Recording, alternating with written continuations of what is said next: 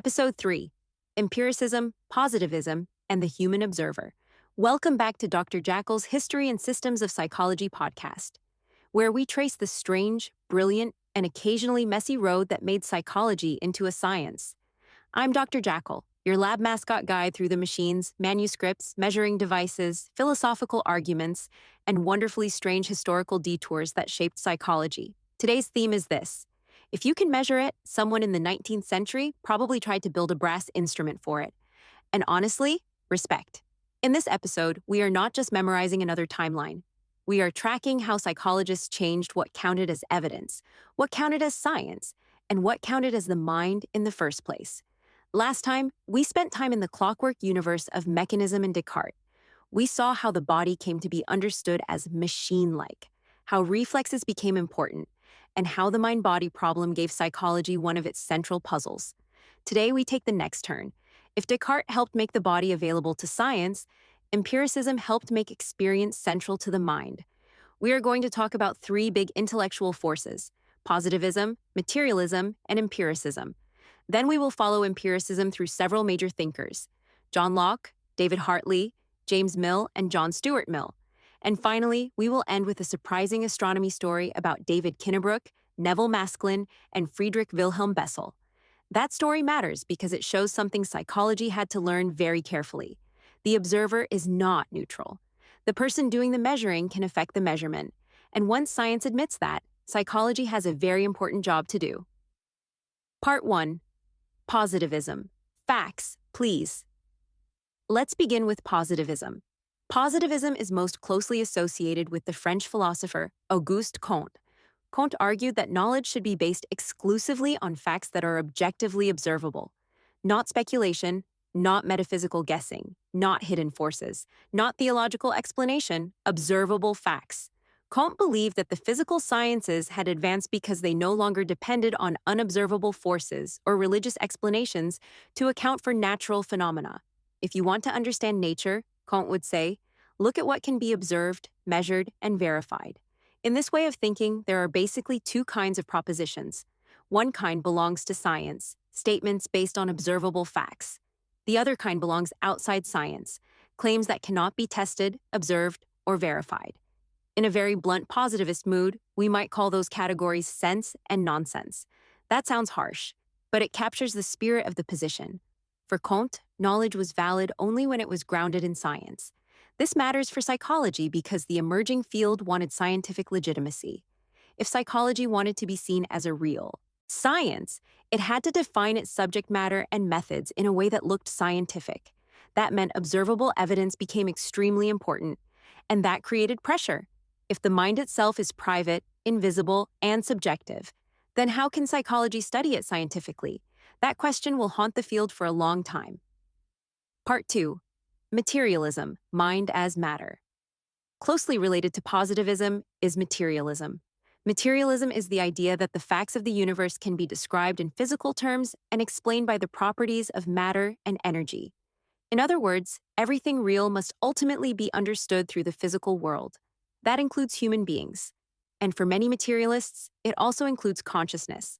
From this perspective, consciousness is not some mysterious, separate substance floating outside the body. It must be explainable in terms of physical processes, especially processes in the brain and nervous system. Materialists focus less on the invisible, intangible aspects of the mind, and more on the anatomical and physiological structures of the brain. They ask questions like, what parts of the nervous system are involved in sensation? How does the brain receive information? How does the body produce movement?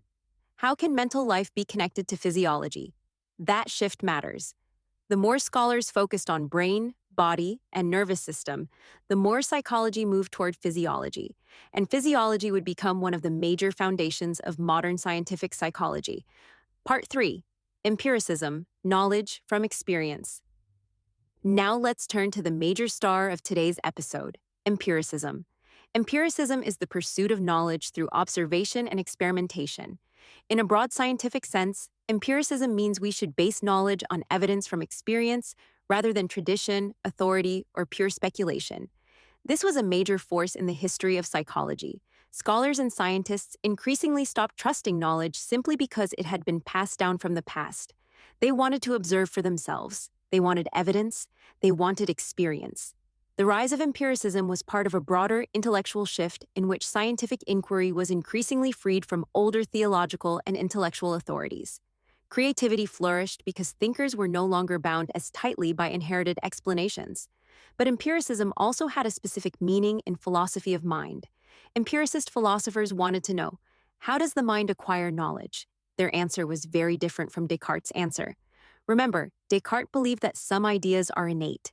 He thought certain ideas are built into the mind rather than learned from the external world. Empiricists disagreed. They argued that knowledge comes from sensory experience. The mind grows by accumulating experiences over time. From this view, the mind is not born already stocked with knowledge. It develops as the person sees, hears, touches, tastes, smells, feels, and reflects. The major British empiricists include John Locke, George Berkeley, David Hartley, James Mill, and John Stuart Mill. Together, positivism, materialism, and empiricism helped form the foundation of modern psychology. But empiricism played the most influential role in shaping psychology's subject matter. Because if knowledge comes from experience, then psychology needs to study sensation, perception, learning, association, and consciousness. That is a major step towards psychology as a science. Part 4, John Locke and the Blank Slate. Let's start with John Locke. Locke was deeply concerned with religious freedom and the right of people to govern themselves. Because of his political writings and philosophical influence, he became known as a champion of liberalism. But for psychology, his most important work is An Essay Concerning Human Understanding. This work is often treated as the formal beginning of British empiricism. Locke focused on cognitive functioning and the way the mind acquires knowledge. And he rejected innate ideas. He disagreed with Descartes' claim that some ideas are built into the mind from birth. Instead, Locke believed humans are born without knowledge. Like Aristotle before him, Locke described the mind as a blank slate, often called tabula rasa, on which experience writes. That image is famous for a reason. It gives us a powerful model of the mind as something shaped by experience. For Locke, knowledge comes from two sources: sensation and reflection. Sensation refers to direct sensory input from physical objects in the environment. For example, you see a red apple. You feel its smooth skin. You smell it. You taste it. Those sensory impressions provide ideas from sensation. Reflection refers to the mind's awareness of its own operations. The mind reflects on its experiences. It remembers, compares, combines, abstracts, and thinks about what it has sensed. So Locke did not think the mind was completely inactive. Experience provides the raw material, but the mind can operate on that material. Through reflection on past sensory experiences, people combine new impressions with previous experiences to form abstractions and higher-level ideas. That becomes very important for later psychology, because psychology will increasingly ask, how do simple experiences become complex thoughts? How do sensations become ideas? How does learning happen? Part 5, Simple and Complex Ideas. Locke also distinguished between simple ideas and complex ideas. Simple ideas arise from sensation and reflection. They are passively received by the mind. They are basic mental elements. Locke believes simple ideas cannot be broken down any further. They are elemental.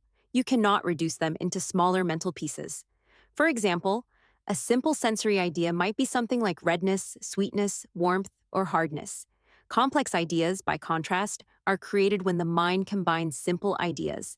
So if you combine color, shape, smell, taste, texture, and past experience, you might form the complex idea of an apple. The complex idea can be analyzed or reduced back into its simpler elements. This is where Locke's thinking begins to connect with association. Association refers to the linking or combining of ideas. Early psychologists often used association to explain what we would now call learning. This was a big deal because association seemed to offer a way to explain mental life scientifically. The idea was that complex thoughts could be built from simpler mental components, much like complex machines are built from smaller parts. This fit beautifully with the mechanistic worldview from the previous episode. Locke's simple ideas were like the atoms of the mental world. Just as Galileo and Newton described matter in terms of particles and motion, Locke described the mind in terms of simple ideas that could combine into more complex mental structures. That is a very important bridge between mechanism and psychology. The mind is not yet a laboratory object in the modern sense, but it is being described in a way that makes it seem analyzable. Break it down, find the parts, describe the combinations. That is the beginning of a very psychological way of thinking. Part 6. Primary and Secondary Qualities. Locke also introduced an important distinction between primary qualities and secondary qualities. Primary qualities are characteristics of an object that exist whether we perceive them or not. Examples include size, shape, motion, number, and solidity. These qualities are understood as belonging to the object itself. Secondary qualities are different. They include things like color, odor, sound, and taste. Secondary qualities depend on the perceiver's experience of the object. For example, the wavelength of light may be physically present, but the experience of redness depends on a perceiving organism.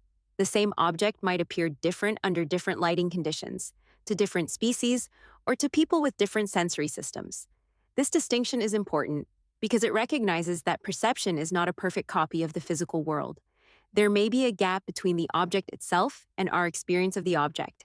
This fits with the mechanistic position because primary qualities are tied more directly to matter in motion, which was treated as objective reality. Secondary qualities are more subjective because they depend on perception. Locke was therefore investigating human perception and recognizing its subjectivity. He was trying to explain why our experience of the world does not always perfectly match the physical world itself, and that issue becomes central to psychology. Because if perception is subjective, then psychology must study not only the world out there, but also the perceiver. How does the mind construct experience? That question is still with us. Part 7. David Hartley and Association next. We move to David Hartley. Hartley's major work was Observations on Man, His Frame, His Duty, and His Expectations.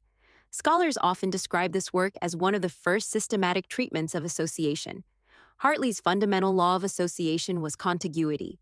Contiguity means that ideas or sensations that occur together, either at the same time or close together in sequence, become associated. For example, imagine you hear a particular song during an important moment in your life. Later, when you hear that song again, the memory and emotions of that moment may return. Why? Because the song and the experience became associated through contiguity. They occurred together. Hartley also believed that repetition was necessary for strong associations. The more often sensations and ideas occur together, the more strongly they become connected. Like Locke, Hartley rejected innate knowledge. He believed there are no innate associations and no knowledge present at birth. As children grow, they encounter a wide variety of sensory experiences. Those experiences become connected through association. Over time, mental connections increase in complexity. By adulthood, these accumulated associations produce higher systems of thought. Thinking, judging, and reasoning can then be understood as complex outcomes built from simpler sensory elements. This is reductionist. Hartley believed complex mental activity could be reduced to combinations of simple sensations and associations, and he was one of the first thinkers to use association theory to explain nearly all forms of mental activity.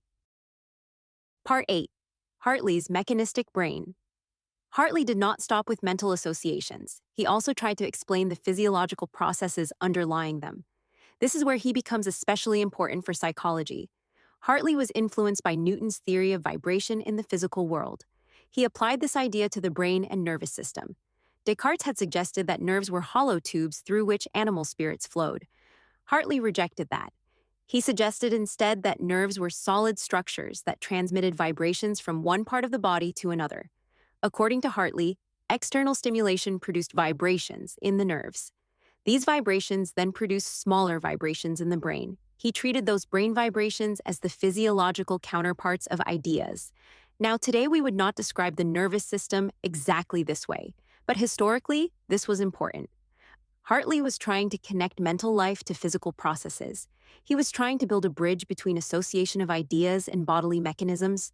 Once again, we see a thinker using the scientific ideology of the mechanical universe as a model for understanding human nature. Human thought was being described as lawful, physical, and analyzable. That is a crucial step towards scientific psychology. Part 9. James Mill and the Mind as Machine. Now we come to James Mill. James Mill's major work, analysis of the phenomena of the human mind, made a major contribution to associationist psychology. Mill applied mechanism to the human mind directly and comprehensively, and he did not soften the metaphor. He did not simply say the mind was like a machine. He believed the mind was a machine. For James Mill, the goal was to destroy what he saw as illusions about subjective or psychic activity. He wanted to show that the mind could be explained mechanically. External forces set the mind into motion. Internal physical forces ran it. In this view, the mind is passive. It is acted upon by external stimuli. Human beings do not act spontaneously in any deep sense. There is little or no room for free will. Like other associationists, James Mill wanted to reduce the mind to its components. He believed the only mental elements were sensations and ideas. Association for Mill was automatic and passive. The mind did not creatively transform ideas, it simply combined them. Complex mental life was the sum of individual mental elements. This is mechanical associationism at full strength. Take simple elements, add them together. Get complex thought, no mystery, no creativity, no active mind. Just mental machinery. It is a very strict version of reductionism. And, as you might imagine, not everyone was satisfied with it, including James Mill's own son. Part 10. John Stuart Mill, The Logical Machine. James Mill's son was John Stuart Mill, and his childhood was intense. John Stuart Mill was trained rigorously from a very young age. His father drilled him in philosophy, logic, languages, economics, and intellectual discipline. By age 18, John Stuart Mill described himself as a logical machine. That phrase tells you a lot. He had been shaped by a deeply rational, demanding, mechanistic educational system. But later in life, John Stuart Mill pushed back against some of his father's assumptions. He became a major philosopher in his own right, and he developed ideas that were more flexible, active, and progressive than his father's. He also wrote about women's rights and condemned the subordination of women. He criticized the expectation that wives should be content with submission, including sexual submission, within marriage. He argued that marriage should be an equal partnership rather than a master-slave relationship. This was a radical position for the time, and not everyone approved. Freud, for example, sneered at this kind of idea, but John Stuart Mill's broader point was important. Human beings should not be reduced to passive objects controlled by tradition, authority, or rigid systems. That same spirit appears in his psychology. Part 11. Creative Synthesis and Mental Chemistry. John Stuart Mill disagreed with his father's mechanical view of the mind. James Mill believed complex ideas were simply the sum of simple ideas. John Stuart Mill believed something more interesting happens. He argued that the mind plays an active role in the association of ideas. Complex ideas are not always just simple ideas added together. Sometimes, when simple ideas combine, the result has new qualities that were not present in the individual elements. This idea became known as creative synthesis. Creative synthesis means that properly combined mental elements can produce a distinct quality not present in the elements themselves. John Stuart Mill was influenced by chemistry. During his time, chemists were showing that chemical compounds can have properties that are not present in their component parts. A classic example is water. Water is made of hydrogen and oxygen, but water has properties that are not simply obvious from hydrogen and oxygen considered separately. Hydrogen and oxygen are gases under normal conditions. Water is liquid under normal conditions. The compound has qualities that the separate elements do not. John Stuart Mill used this kind of analogy for the mind. When simple ideas combine, the complex idea may have new characteristics that cannot be found in the simple elements alone. He called this approach mental chemistry. This is a very important shift. Instead of treating the mind as a passive machine that merely adds ideas together, John Stuart Mill allowed for transformation, emergence, and active synthesis. That opens the door to later views of the mind as active, organizing, and constructive.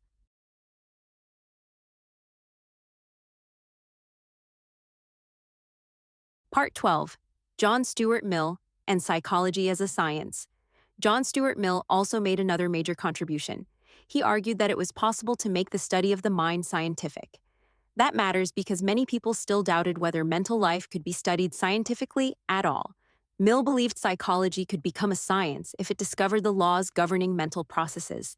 He also proposed a new field called ethology. Now be careful.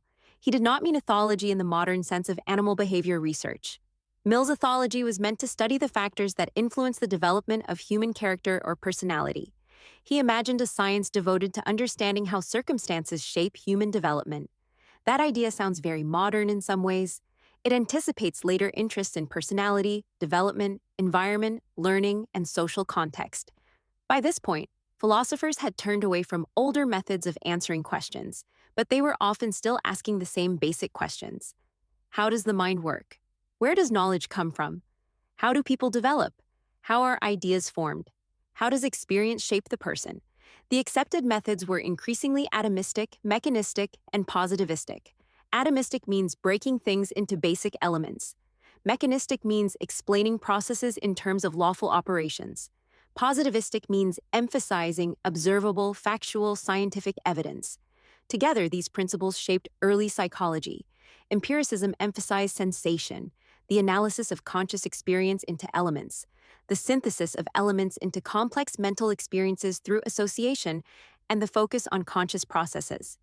In that sense, empiricism helped form the basic subject matter of psychology. Part 13. Enter the human observer. Now we shift from philosophy to a story from astronomy. And this story is one of my favorites because it shows how psychology sneaks into science through the back door. The story begins with David Kinnebrook, who was an assistant to the royal astronomer in 18th century England. The royal astronomer was Neville Maskelyne. Part of Kinnebrook's job involved recording the time it took for a star to pass from one point to another. This kind of observation required precision. Tiny differences mattered. Maskelyne noticed that Kinnebrook's observations were consistently slower than his own. At first, Maskelyne assumed Kinnebrook was making mistakes. He criticized him and told him to be more careful. Kinnebrook tried, but the differences did not disappear. In fact, they increased. Eventually, Kinnebrook lost his job. From Maskelyne's perspective, this was a problem of carelessness or incompetence. But about 20 years later, Friedrich Wilhelm Bessel reconsidered the issue. Bessel wondered whether Kinnebrook's mistakes might not have been mistakes at all. Maybe the difference reflected individual variation between observers. Maybe different. People perceive and record events at slightly different speeds. Maybe the observer is part of the measurement. That idea is huge. Bessel investigated and found that these differences were common among astronomers. He called this phenomenon the personal equation. The personal equation referred to the consistent differences between observers in recording the same event. In other words, each observer had their own bias or timing tendency, not necessarily a moral bias, not a bad attitude, a perceptual and response bias. Human observers are not identical instruments. That realization mattered far beyond astronomy. Part 14. Why the personal equation matters. Bessel's work forced scientists to take the human observer seriously. If astronomy, one of the hard sciences, had to account for the observer, then any science relying on observation had to do the same. That includes psychology, especially psychology, because psychology is not only interested in what people observe. Psychology is interested in how people observe. How do sense organs receive information? How does perception differ from physical reality? How fast do people respond? How accurate are judgments? How do individual differences affect measurement? How does attention shape observation? Bessel showed that even careful observers could produce different measurements because of human perceptual and response characteristics. This supported concerns that earlier philosophers like Locke and Berkeley had raised about the subjective nature of perception. Locke had already suggested that perception does not perfectly match the physical world. Berkeley also argued that perception is deeply dependent on the perceiver. But Bessel provided something especially powerful: data from astronomy. This was not just philosophical speculation anymore. This was a measurement problem inside a respected physical science. That made scientists pay attention. They had to accept that the human observer could influence scientific results.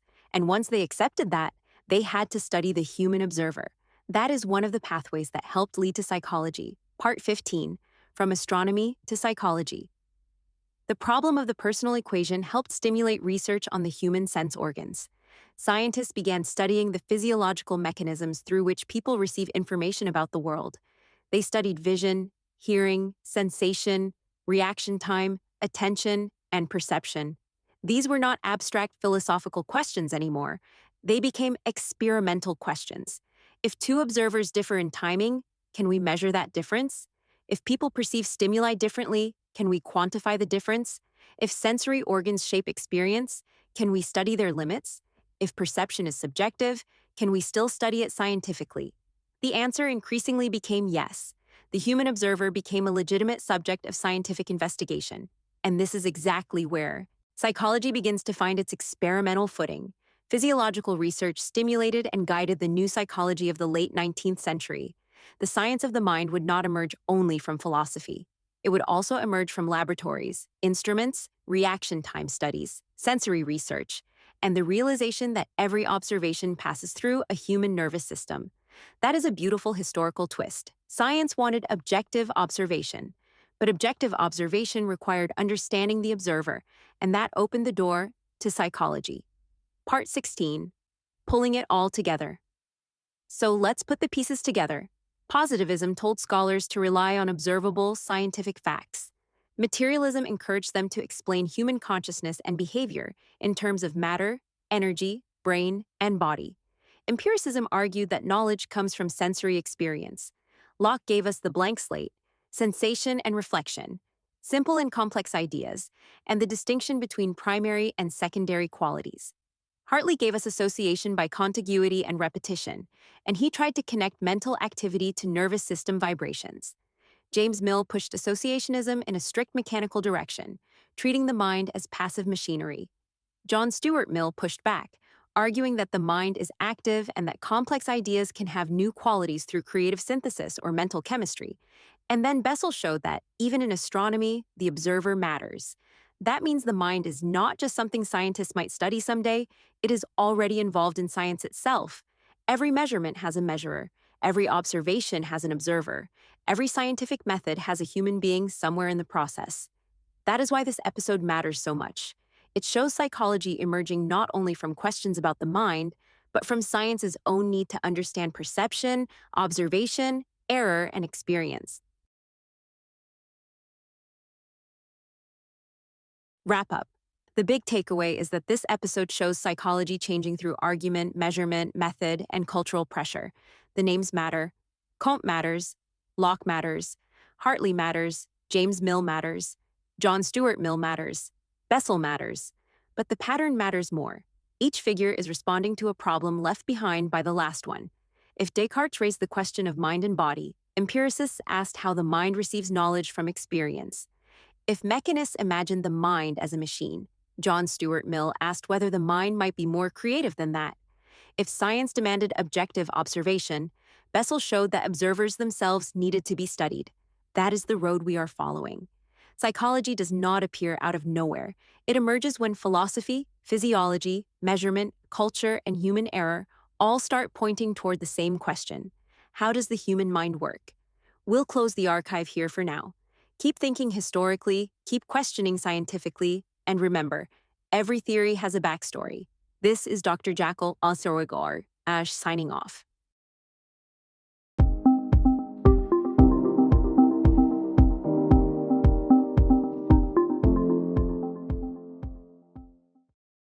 This episode uses AI-generated narration to bring Dr. Jackal's voice and character to life.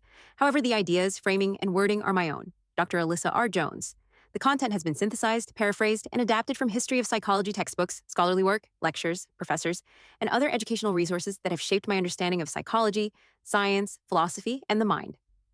AI is used as a creative teaching tool, but the educational interpretation, organization, and teaching perspective come from me. Some wording may be condensed or adapted for clarity, accessibility, and narrative flow. This episode is designed to support learning, discussion, and historical engagement, and to invite students into the ideas, not replace the original sources.